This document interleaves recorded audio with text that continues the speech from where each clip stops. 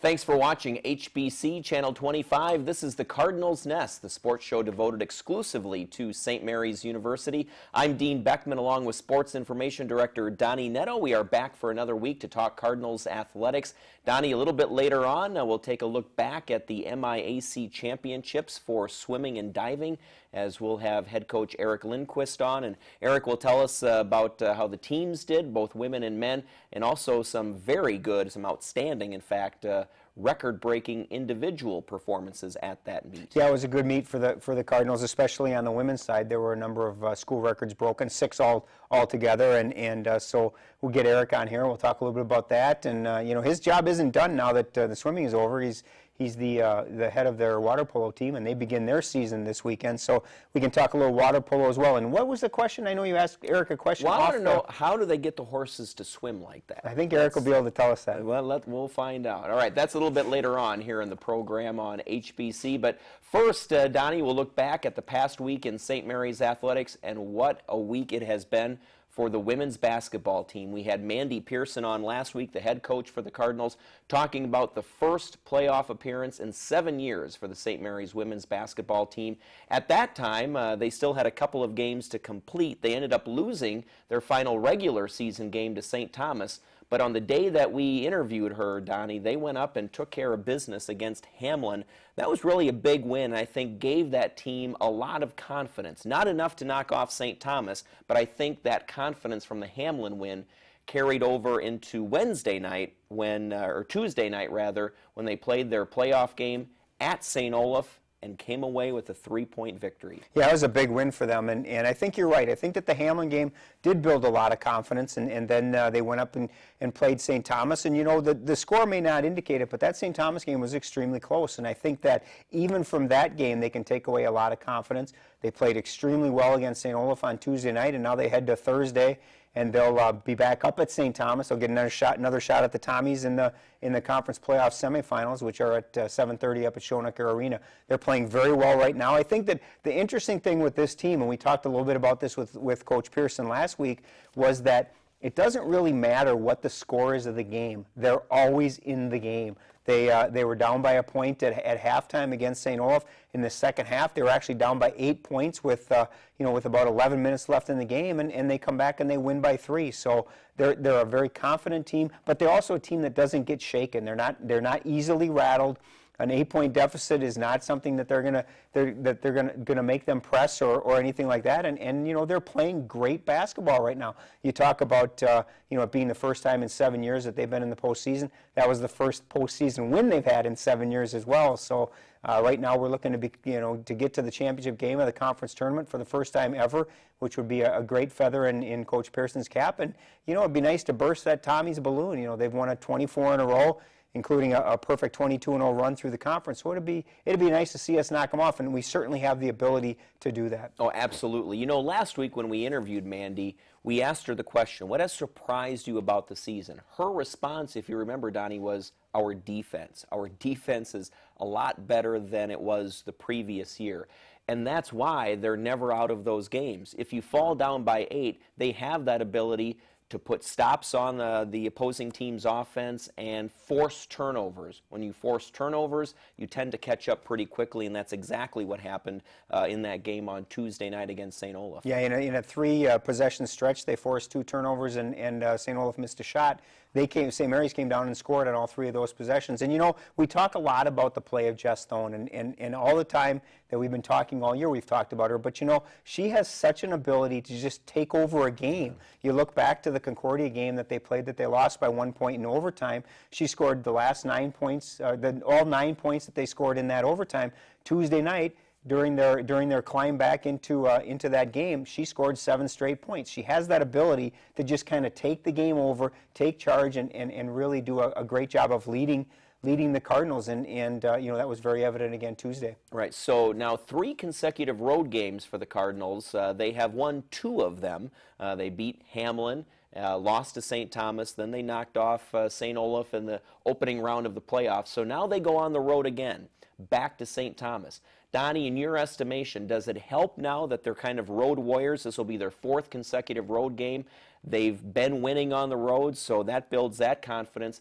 And then also, what about going back to St. Thomas? They just played there on Saturday, and now they'll play there less than a week later. Does it help? Does it hurt? What do you think? I think it probably helps them because, they, like you said, they were just there. St. Thomas has this new gym. It's brand new, state of the art, all this. So you get there the first time and you're kind of like, wow, this is something else. Well, they've done that. They've actually done it twice now this year. So I think that going back to St. Thomas again is going to be a positive. And like you said, this is the fourth time in a row that they've been on the road. They've got 8 wins on the road this year. And so I think that what they need to do is just control what they can control, and that's how they play. And they can't get caught up in the mystique of St. Thomas and the fact that they've won 24 games in a row. They're ranked in the nation.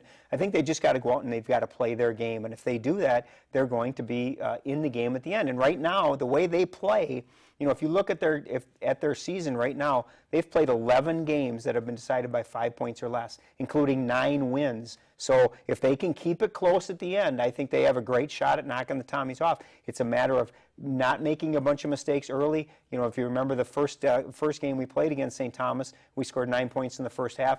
We had an outstanding comeback in the second half where we scored over 40 points. We just ran out of time. We need to be able to stay close early and keep the game within a basket or two. And then if we can do that, there's no question that we have the people in the right places that they can get the job done at the end. Yeah, it should be a great contest. Lost by 7 points in that first game that you pointed out. 13 on Saturday, but again, that 13 misnomer free throws down the stretch usually make it look worse than it actually is. So again, the Cardinals women's basketball team, second round of the playoffs on Thursday night at the University of St. Thomas, and we'll have the results next week here on the Cardinals Nest. But overall, the excitement around the campus community is great. I have a few of the women's basketball players in class, Donnie, and I know when Courtney Early came into class at 7:45 this morning, the first thing she got were some congratulations from a few of the students. Well, and they should. I mean, this is it's a great accomplishment. Like like we've said, it's been 7 years since we've been in the postseason, and for them to go to St. Olaf, a place where St. Olaf was 11-1 at home this year, and for us to go in there and pick up the win is huge. And I think that there is a huge following of students. There was a fan bus that went to St. Olaf. There'll be a fan bus that's going up to St. Thomas, and they'll fill that up, and that makes a big difference. I know that you can talk to Coach Pearson or you can talk to any of the players. The opportunity to play in front of your fans is huge, and if you can get a good contingent up there at St. Thomas, that's a super bonus for them. And I think that there's a good buzz going around campus right now, and women's basketball is flying high. Yeah, absolutely. All right, so now let's switch over to men's basketball action, Donnie, and they closed out the season with a couple of losses. They lost to Hamline University 72-51, and then the University of St. Thomas on the men's side, also at the top of the conference, 70-40 was the final score there. So unfortunate, the Cardinals do end the season on a 5-game losing skid, but really, Donnie, when you take a look at the season as a whole, 5 wins, 20 losses on the season, but they got all of those wins after the new year started, after January 1st, so they played much better in the second half of the season than the first. No question, and I think that that's a good way to put it, is once the new year rolled around, I think that the team started to gel together, and everybody started to play well as a team, and I think that that's key, and what they need to do now is build on that. Unfortunately, they do lose three very big contributors to the team, in Pat Freeman, Tim Kunkel, and Rod Goolsby. And Pat Freeman has been an outstanding portion of this basketball program for the last 4 years, and had a great senior year. We've talked about it.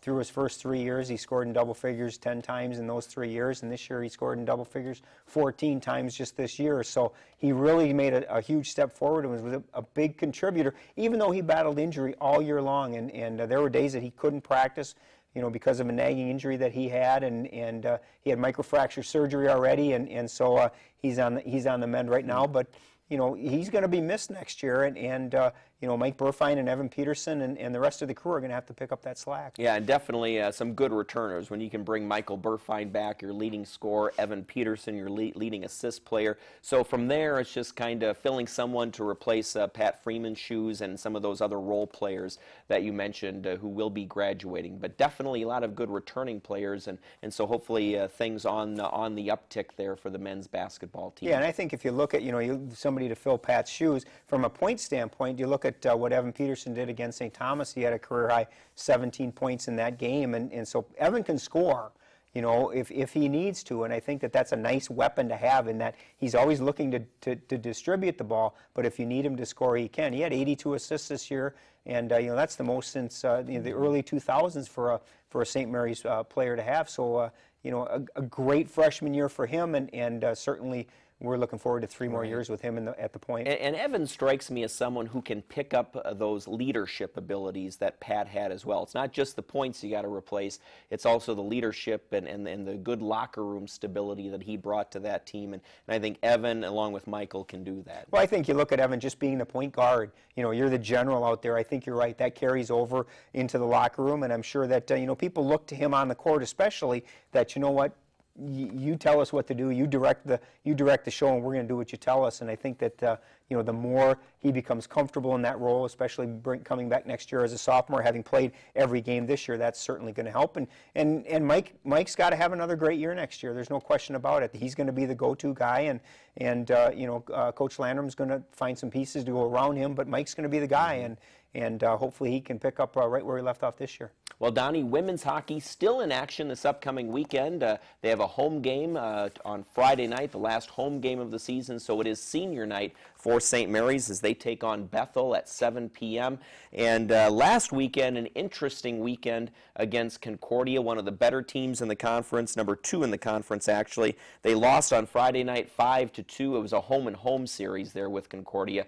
Lost 5-2, but then came back and played really well on Saturday night, ended up in a 2-2 tie. Yeah, I think Coach Manor was a little disappointed on Friday night with the 5-2 loss, but you know, they did come back and pick up the 2-2 tie on Saturday. The only negative to the tie on Saturday was that St. Mary's actually was ahead 2-0 and kind of let Concordia back into it. But you know, I think Coach Manor will say you know, there are good ties and bad ties. I think he's just getting tired of ties. That's the 5th tie of the season for the Cardinals. That's a school record. So they are definitely fit to be tied this year. But you know, Brianna Peterson and Aaron Stenseth had a great weekend. Each of them had 2 goals, and so they provided the offensive punch for the Cardinals. And you know, it's a tough way to finish the season for the Cardinals.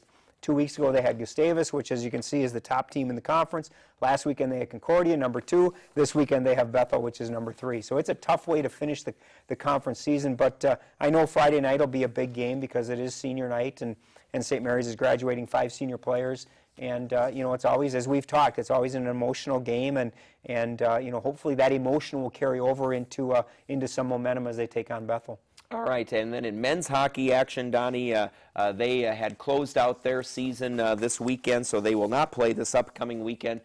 On Friday night, though, go up to Concordia Moorhead and pick up a huge win, 5-1 there at the Moorhead Sports Center, and then lost 7-0 there on Saturday. You had a chance to sit through those games. So, Donnie, tell us about that action on Friday night. Big win for the Cardinals. It was, and you know, they played so well on Friday night. It was one of those games that, you know, really they controlled the tempo from the get-go. You know, from that opening face-off all the way to the end, they were in control. The only concern that, you know, I know talking to Coach Moore afterwards was St. Mary's jumped up 1-0, and then Concordia scored real late in the first period to tie it 1-1. Coach Moore was a little bit worried that, you know what, they gave up that late goal. What's going to happen as they come out into the second period? And it was the exact opposite of what you'd think, and the Cardinals just dominated from the start of that second period on and played very, very well. Got some pucks to bounce their way. We've talked all season about how they've needed some breaks to finally go their way, and I think they all just kind of came in that one game,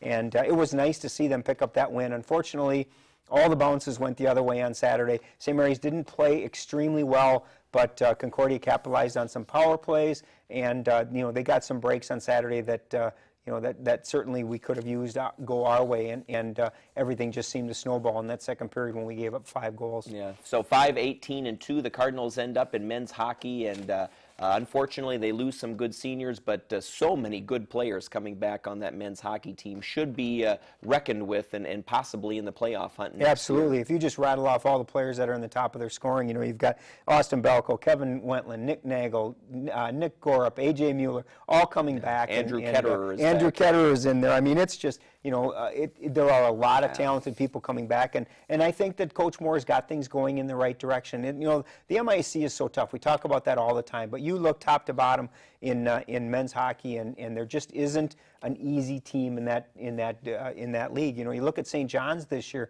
St. John's finished second to last year. They're in third place this year. I mean, it's just everything is that close. We've talked about all the close games that St. Mary's had this year, 14 one-goal games. They're not far away from being one of those teams in the playoffs, even though their record may seem to say something different. Right. I think that Coach Moore is definitely looking forward to next season already. Well, and speaking of close, men's and women's tennis action against St. Scholastica last weekend. My goodness, they both go 5-4. Men lose, women end up picking up the win. Either one of those could have gone the other way. And last year for Jeff Hallberg's men's team, it did go the other way. The men came out with the victory. This year, though, they fall just a little bit short. Yeah, it's become a real rivalry between Scholastica and St. Mary's, and I know Coach Hallberg loves to play them because it's a very even match and a great battle. And I think that unfortunately on the men's side they did come up just a little bit short in losing that 5-4, but some solid performances all the way around. Mike Lunka's playing very well right now. Bobby Steingraber, Sam Puffer are playing well. Lunka and Steingraber are just dominating at number 1 doubles, and that's really good to see. Right now, if you look at, they're unbeaten at number 1 doubles at 5-0, so they're playing very well.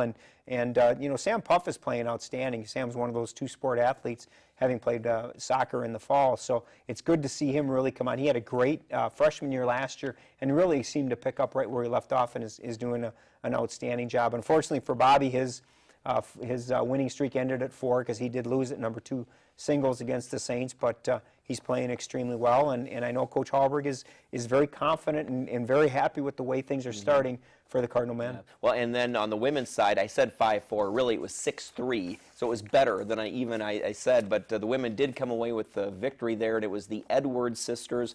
We'll talk about them all year. Hopefully, we should get all 3 on the show sometime. We'll just have them do the show. We can have them all 3 of them. But they dominated again there against It really is. It's a neat story in that you do have the 3 sisters, none of which are twins or triplets. They're all all of different ages. But Bailey continues to just amaze me. She's such a talented player and is playing very well at number 1 singles.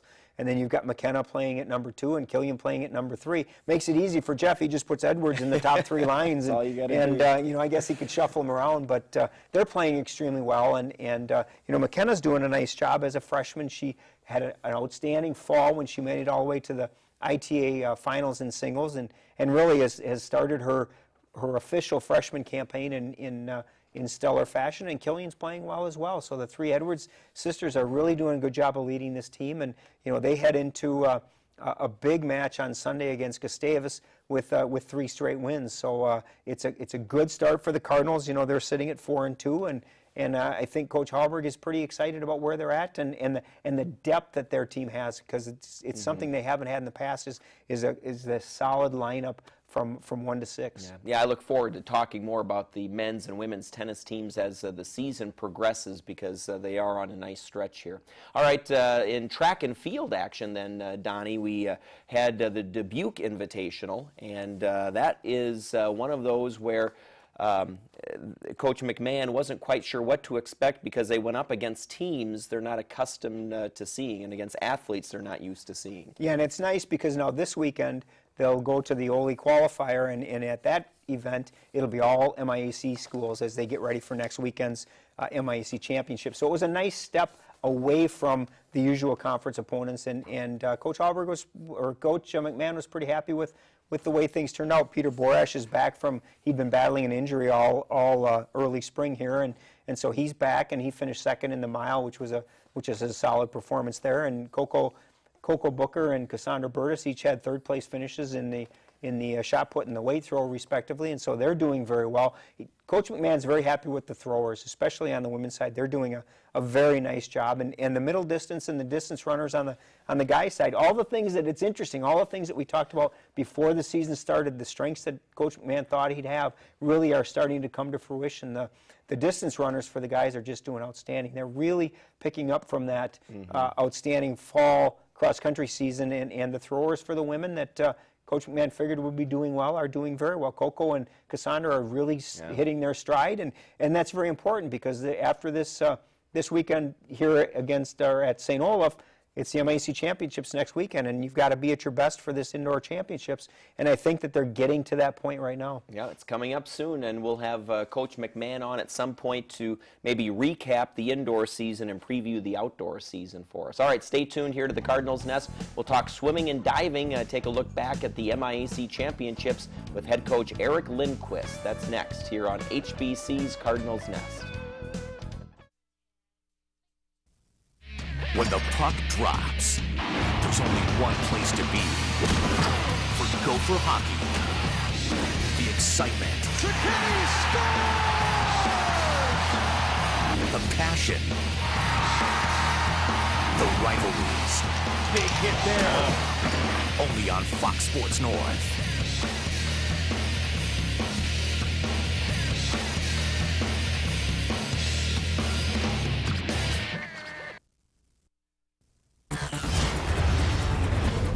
BTN hits the hardwood for college hoops. Oh, this could be fun! Witness all the excitement of the season when Rodney Williams and the Gophers take the floor. Oh! Young fella! Getting up high! Big Ten basketball all season long on BTN.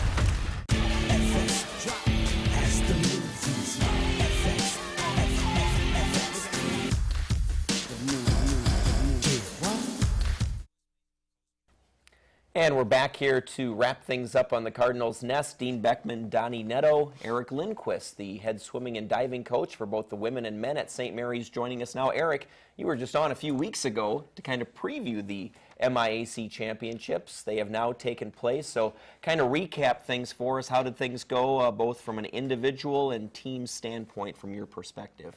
Well, yeah, you know, the championships are what it's all about for us. Our day in, day out getting there isn't as important as what we do there. So we're very happy with the way things went. The women had one of the best seasons we've ever had here at St. Mary's, so I couldn't be happier for those ladies. And the men's had a solid showing, too, beating a couple of our day in, day out rivals in the MIAC. Well, in an individual basis, you know, you always talk about gearing up, being at the best that you can be for these 3 days. 6 school records is pretty impressive. Is that something that maybe you expected, or is that a little bit of a surprise? Actually, the women asked me the same question, and they asked me after the season, and I didn't really talk about it before the season. Some were I knew would be close, and some were nice surprises.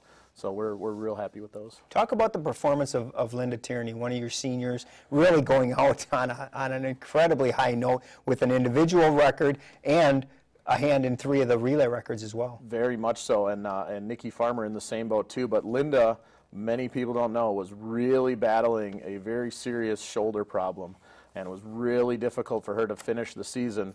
But there's no telling her to stop. She was not going to stop, and boy, did she go out on top. The 400 IM is maybe one of the most grueling events there is.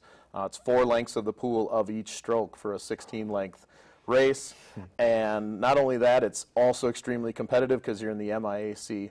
She had flirted with our school record throughout the year. Had she gotten the school record early in the year, she may not have swam it at the conference meet, but she narrowly missed it a couple times, and she opted to swim it at this championship and smashed it by about 5 seconds. So we're real happy for her. And then you had 3 relays that were school records. Linda had a hand in all 3 of those. Talk a little bit about the team that you put together, because those 4 were just dynamite all weekend. Yeah, and like I said, maybe some of those records were anticipated, but a couple of them were nice surprises. You had 2 seniors in Linda and Nikki, and then junior Abby Kratzky and sophomore Anna Smarin that really just clicked at the right time, which I could say about most of our team, but those 4 ladies really pulled it together. many people might not know that there was another record that was dangerously close to being broke, missed by literally tenths of a second. So they almost walked away with 4 of them. So. And then all season we've been talking about Liz Flynn. How did Liz do at the championships? Liz did incredibly well. She actually, after prelims on 3-meter board, was seated 3rd. Struggled with 1 dive. You know, those guys and girls have to dive so many dives to finish up the event. They dive their 11 dives, then drop 6 dives, come back and do them in finals. So they end up doing almost 20 dives for 1 event, and 1 little dive got in her way. She would have been right up there near the top. She ended up placing high and scoring points and breaking one of her own records again at the meet, so we're real happy for her. You know, and I guess this is the first year really that the divers have kind of had an opportunity to do an 11 dive competition, because they've had a couple of invitationals this year that they've been able to do that. But even still, like you just said, I mean, this is something that they don't do all year in the dives that they have to do for this conference championship. Yep, that's 100% right. Most of our dual meet competitions are a 6-dive meet. We worked real hard to get them to some 11 dive meets. It was kind of discussed throughout the year that was going to be important, and I do think it paid off for sure to be able to do that. And Eric, on the men's side, Brian Baker, another diver who ended up with a 6th place finish there. Yeah, nice surprise. I think Brian will tell you he's extremely happy.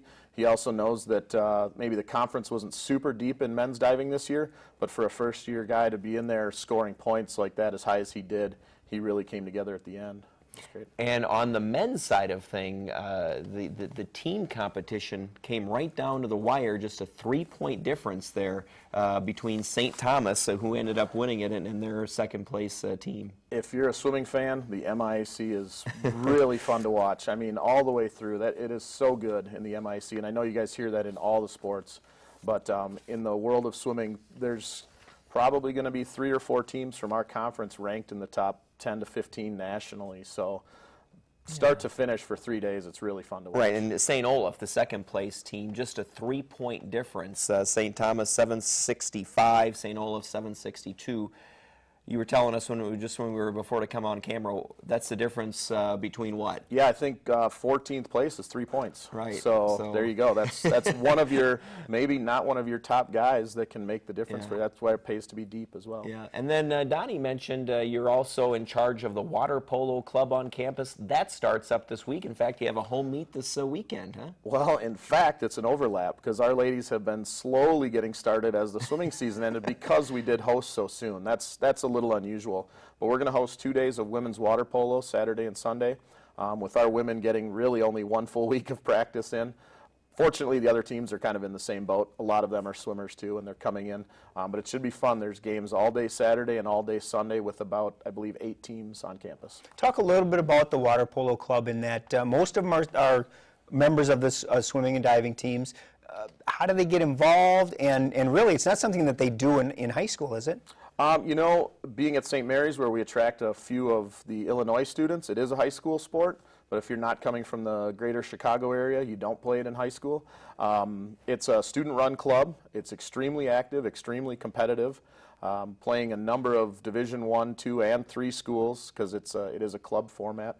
To get involved is simply to be interested in it at our level, but then be ready because they play hard and fast. And for us, the majority of them are swimmers, but not all of them swim, and not all of the swimmers are polo players. So it's fun because it's a little change of venue for us. We get to throw the ball around and have more of a team atmosphere. It actually is a lot of fun to watch too. I mean, if you get an opportunity, it's fun to watch. It's very fast paced and very enjoyable. Very fast, 4 quarters in an hour, right. Very competitive, very physical. Yeah. So. Do you coach or one of the players coach? And we got about 10 seconds. It's student run. Yeah. Student run. Yeah. Right. I supervise it and help them. So. All right. Eric, thanks for being on the show, and great job at the championships. Thanks. That's going to do it. Thanks for watching the Cardinals Nest here on HBC.